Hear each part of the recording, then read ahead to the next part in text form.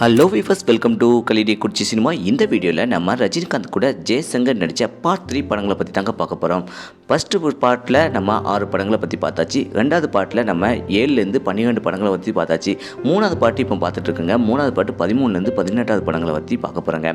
அதில் என்ன படம் நடிச்சிருக்காப்புல, எந்த வருஷம் நடிச்சிருக்காப்புல, நம்ம ரஜினிகாந்த் கூட எந்த ரோலில் நடிச்சிருக்காப்புல அப்படிங்கிறத இந்த வீடியோவில் பார்க்க போகிறோம். அதுக்கு முன்னாடி நம்ம சேனல் வீடியோவை இப்போ தான் ஃபஸ்ட் டைம் பார்க்குறீங்களா, நம்ம சேனல் வீடியோவை ஃபுல்லாக பாருங்கள். லைக் பண்ணுங்கள், கமெண்ட் பண்ணுங்கள், சப்ஸ்கிரைப் பண்ணுங்கள். கூடவே இருக்கிற பெல் ஐக்கனை மறக்காம கிளிக் பண்ணுங்கள். வாங்க வீடியோக்குள்ளே போகலாம். நம்ம ரஜினிகாந்த் கூட ஜெய்சங்கர் நடித்த பார்ட் 3 படங்களை பற்றி தான் பார்த்துட்ருக்கோம். இதில் 13வது படம் பார்த்திங்கன்னா 1986ஆம் ஆண்டு நம்ம ரஜினிகாந்தனுடைய 36வது வயசில் கோடைமலை அப்படிங்கிற படம் தாங்க. இந்த படத்தில் ஸ்ரீபிரியா நடிச்சிருக்காப்புல.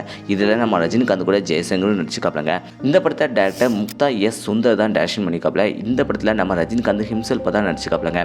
அதுக்கடுத்து 14வது படத்தை பற்றி பார்த்துடலாம். 14வது படம் 1986ஆம் ஆண்டு நம்ம ரஜினிகாந்தனுடைய 36வது வயசில் மாவீரன் அப்படிங்கிற படம் தாங்க. இதில் அம்பிகா நடிச்சிருக்காப்புல. நம்ம ஜெயசங்கர் வந்து ஹாரி அப்படிங்கிற கேரக்டரில் செம சூப்பராகவே நடிச்சிருக்காப்புலங்க. இந்த படத்தை டேரக்டர் ராஜசேகர் தான் டைரக்ஷன் பண்ணிக்காப்புல. இதில் நம்ம ரஜினிகாந்த் வந்து ராஜா மாவீரன் அப்படிங்கிற கேரக்டரில் நடிச்சிருக்காப்புலங்க. அதுக்கடுத்து 15வது படத்தை பற்றி பார்த்தலாம். 15வது படம் 1989ஆம் ஆண்டு நம்ம ரஜினிகாந்தனுடைய 39வது வயசில் மாப்பிள்ளை அப்படிங்கிற படம் தாங்க. இந்த படத்தில் அமலா நடிச்சிருக்காப்புல. இதில் நம்ம ஜெயசங்கர் வந்து ராமநாதன் அப்படிங்கிற கேரக்டரில் செம சூப்பராகவே நடிச்சிருக்காப்புலங்க. இந்த படத்தில் ராஜசேகர் தான் டைரக்ஷன் பண்ணிக்காப்புல. இதில் நம்ம ரஜினிகாந்த் வந்து ஆறுமுகம் அப்படிங்கிற கேரக்டரில் செம சூப்பராகவே நடிச்சிருக்காப்புலங்க. 16வது படம் 1991ஆம் ஆண்டு நம்ம ரஜினிகாந்தனுடைய 41வது வயசில் நாட்டுக்கொரு நல்லவன் அப்படிங்கிற படம் தாங்க. இதில் பார்த்தீங்கன்னா கமிஷனர் ஆஃப் போலீஸ் அப்படிங்கிற கேரக்டரில் நம்ம ஜெயசங்கர் நடிச்சிருக்காப்புல. இந்த படத்தை வந்து வி ரவிச்சந்திரன் வந்து டைரக்ஷன் பண்ணிக்காப்புல. இதில் நம்ம ரஜினிகாந்த் வந்து இன்ஸ்பெக்டர் சுபாஷ் அப்படிங்கிற கேரக்டரில் நடிச்சிருக்காப்புலங்க. அதுக்கடுத்து 17வது படத்தை பற்றி பார்த்துலாங்க. 17வது படம் 1991ஆம் ஆண்டு நம்ம ரஜினிகாந்தனுடைய 41வது வயசில் தளபதி படம் தாங்க.